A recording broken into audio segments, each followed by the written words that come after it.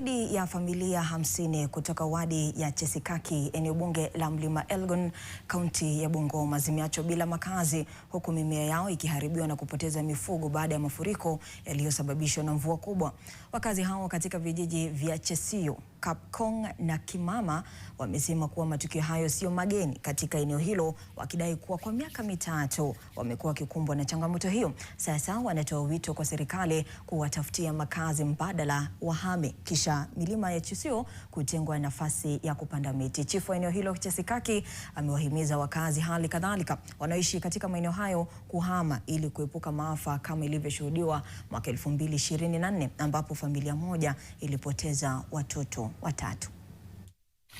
Hii maneno ya Chesio na Kimama watu kulia, tusingoje watu wetu wakufe ndio tukimbie, tukija upande huu tuanze kuchanga kwa sababu ya watu wetu.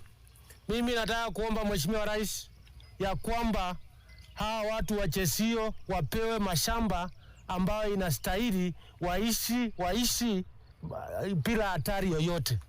Mvua iliweza kupomoa nyumba na ikachukua malasi na nguo ya kufaa pamoja na chakula, mahindi gunia 8 na marakwe gunia 5.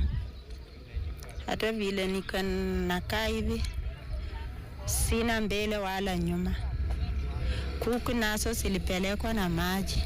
Vyombo vya watu hasa vya nyumba na mashamba mengi ambayo ilikuwa imepandwa yote imesombwa na maji na kuelekea katika mito.